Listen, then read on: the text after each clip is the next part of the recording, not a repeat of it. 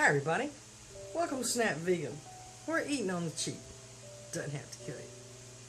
I'm Kathy, and it is now 2:45 in the morning, and I'm wide awake. And so, this video is two topics: remnants from your past and goals for tomorrow, and Facebook groups. Do they really help? So I was cleaning my room earlier today, and I keep this on my dresser. I'm not going to show you what it is yet. I keep this on my dresser because it was my absolute favorite thing. It was also something my mom used, and I was never without it. I always had it. Back in the day, before I got on disability, this was something I always had and loved, and something I terribly miss. Chanel number 5. My absolute favorite. It's empty. Can barely smell it. Patty got one of these from her sister for her birthday or Christmas or something. Every now and then I'll say, "Can I have a squirt?" Yes. She would offer me the rest of her bottle one time. I'm like, "No, you keep that. You need that luxury. Everybody needs a hit of luxury every now and then." But this is my absolute favorite. This made me feel like a woman. And so anyway, remnants from my past. Goal for tomorrow is continue working on my health, get off of disability, get back to work, and get a refill for this damn thing. This is validation. This is validation. This is when everything else is going wrong. One squirt of this after a shower, and you got your makeup on and your work clothes on, and just finishing touch, icing on the cake. Oh well, I don't eat cake anymore. I don't have any more icing. Okay, so let's talk about Facebook groups.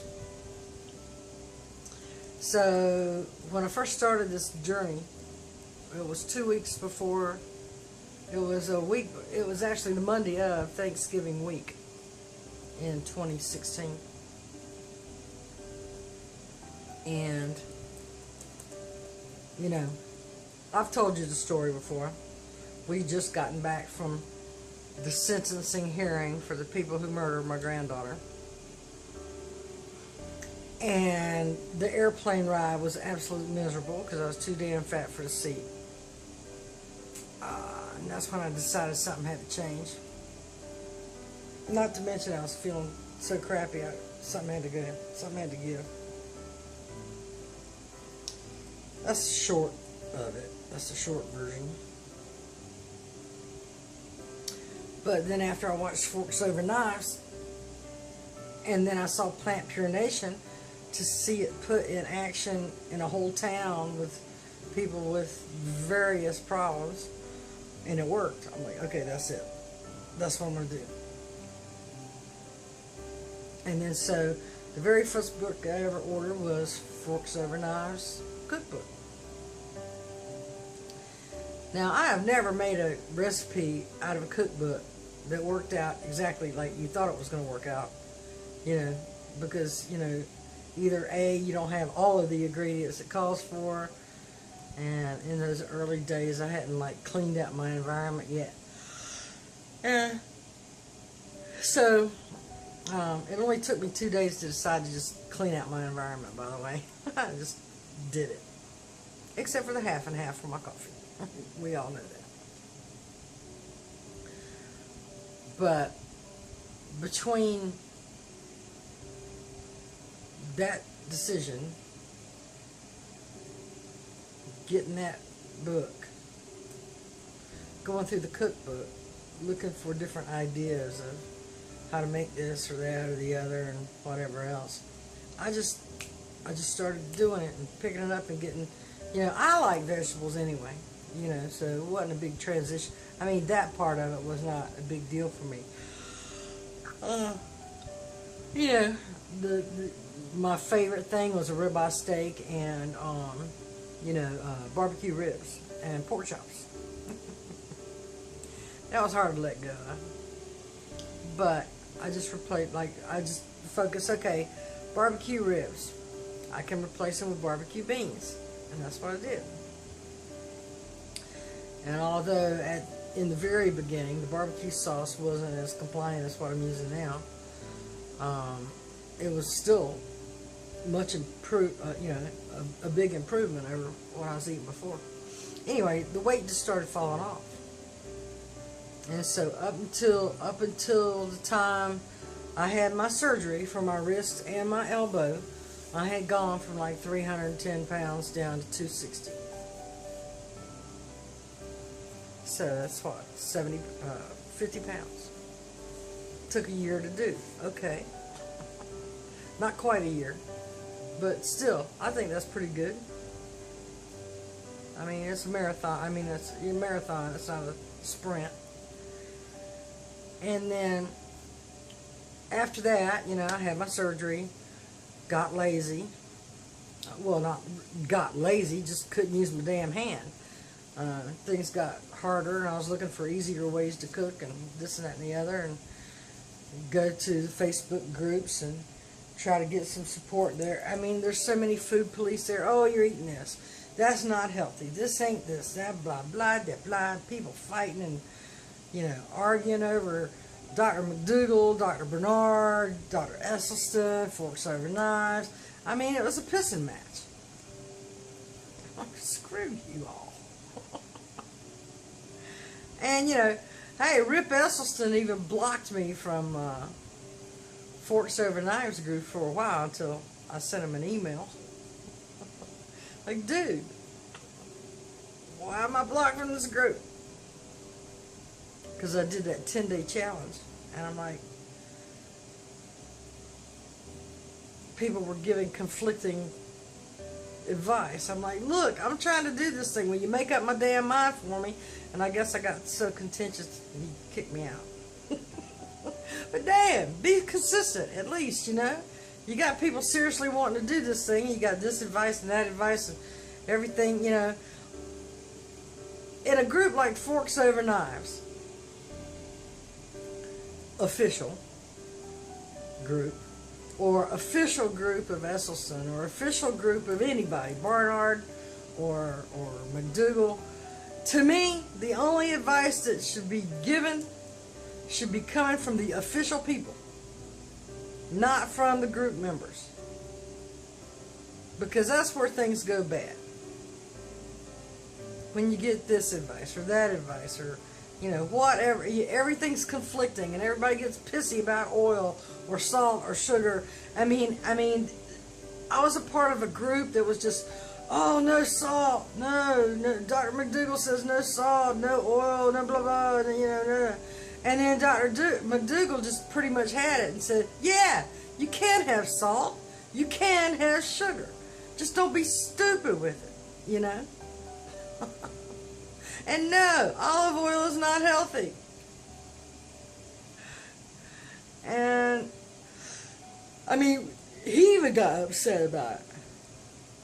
So, yeah, Dr. McDougall, you can have salt, you can have pure cane sugar, a little bit. Because he wasn't going to get all cranky-fied about a little bit of that if it was going to help you eat better all together. So I found that being a part of that group and really, actively trying to listen to this advice and that advice coming from all different directions, I got off track.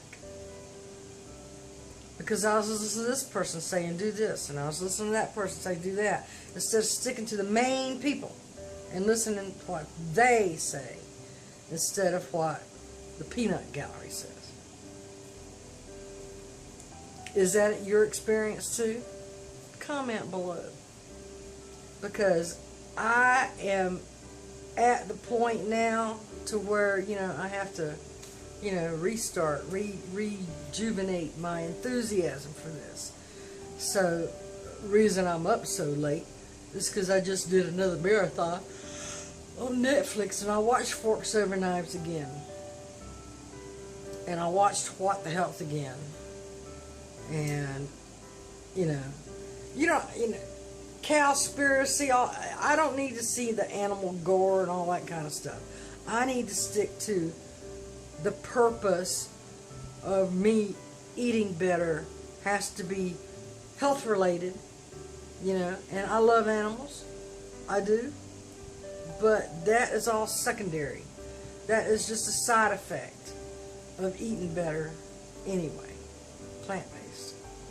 That's a bonus. That it helps the environment and it helps, our animals. So, and I love animals. I'm compassionate. And I am, if you know me, I'm an environmental activist. I am. So, anybody says different just don't know me. But, just wanted to talk to you about those groups. Is it helpful or harmful? Now, I'm a part of Dr. Furman's site. Actually, he gave me a free membership to his site because I had a little conversation with him too, long emails back and forth, just twice. But, so I got was given a free membership. And in those forums, just like in Dr. McDougall's forums, you can get Jeff Novick. Dr. McDougall's, Jeff Novick will respond to you directly to a question or whatever. You can always look back at Dr. McDougall's forums and newsletters and everything else to know exactly where he stands on just everything, if you want to go that way. Now, I am thinking that, I've never been known to be gluten intolerant or, have to worry about gluten stuff. But I am strongly considering killing out the brown rices and just go with cow rose or jasmine rice. Just to see if the bloating in my tummy will go down.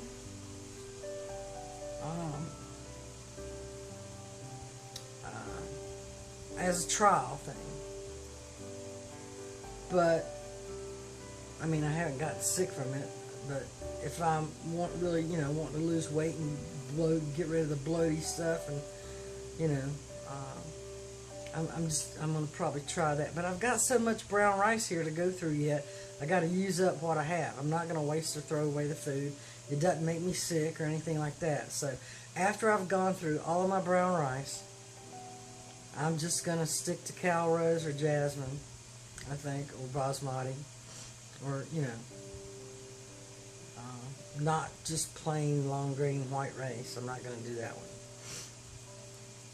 But I am going to try to not do whole grain brown rices and just see how much or if that does me any good. Well, what do you think about those Facebook groups? I know some have been very supportive and you get good recipe ideas. You do get good recipe ideas. But then under every time a recipe gets posted, somebody's bitching and moaning about this is that, and this isn't good for you, that's not good for you, blah-de-da-de-da, and that's the part I just can't stand. You know what? We're all grown adults. And Dr. McDougall said in one of his last webinars with Gustavo something about people like to make excuses about their poor food choices or something. I don't know, something like that. And But I give him that one. I think that's true too. But if I guess if I get advice for, I want it to come from Jeff Novick, or I want it to come from Dr. McDougall, or I want it to come directly from Dr. Esselstyn. And I have Dr. Esselstyn's book, and I'm almost finished with it, Glenn. I'm almost finished with it. It takes me a while to read because I get those ocular migraines now, and I get these prisms in front of my eyes, and I can't read for a long period of time. But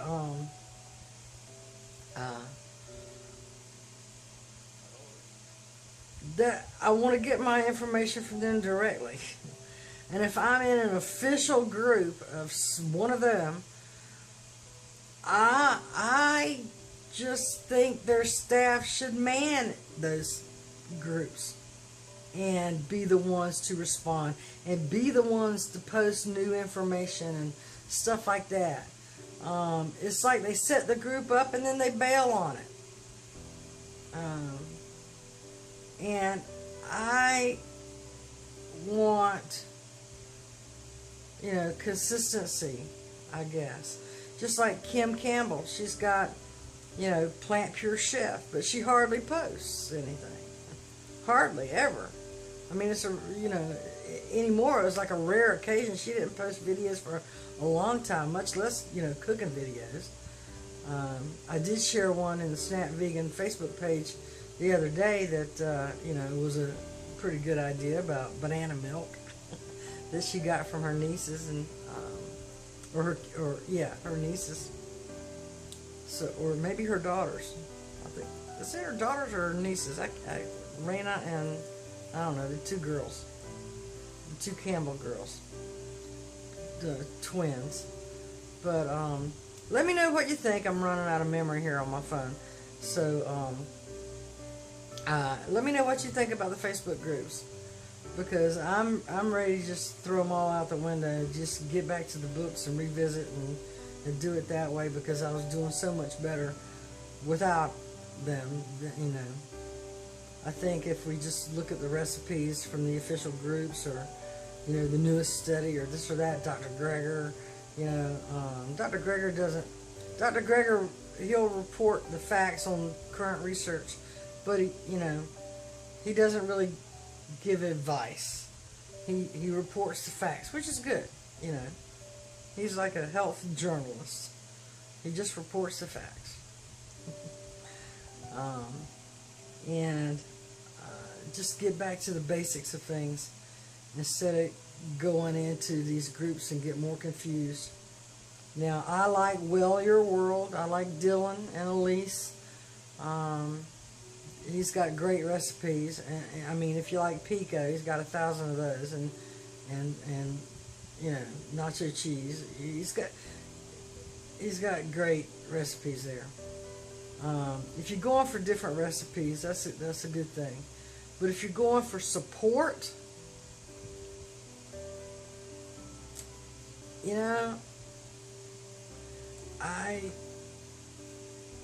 I think the support gets twisted into alternative medical advice, and by the Peanut Gallery. Like me, I'm a member of the Peanut Gallery. I'm not anybody to be telling anybody else medical advice. I can only share my personal experiences, and I guess a lot of people are doing that too. But things get confusing, for a lot of people, and I was one of them.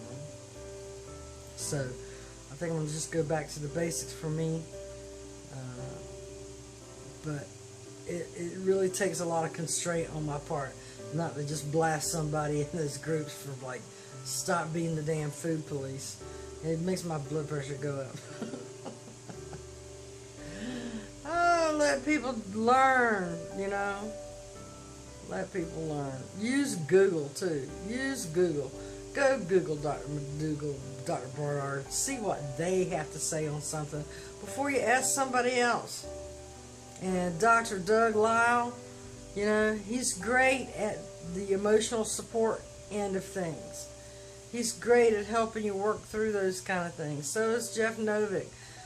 great at, the psychological side of things.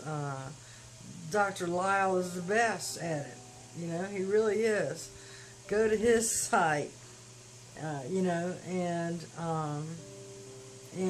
listen to what he has to say. Those are the people you want to really learn from.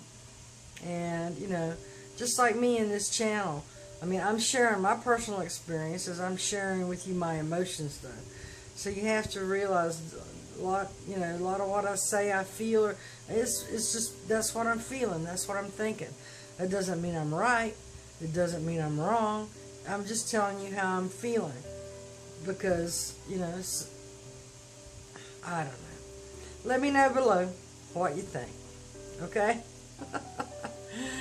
If you can help a neighbor today, please do that, because that makes you awesome, and it makes them feel a whole lot better. Talk to you later, everybody. If you'd like to support this channel in any way, there's a couple ways to do that below. If you decide to help, the PayPal option would be extremely appreciated right about now. And, or even just send me a kind word and a prayer. That's good as gold, and works excellent. So take care, everybody. Love you all. Thank you to all my subscribers. I'm over 340 subscribers now, and I know I promised a party, but I ain't been, feeling like much of a party.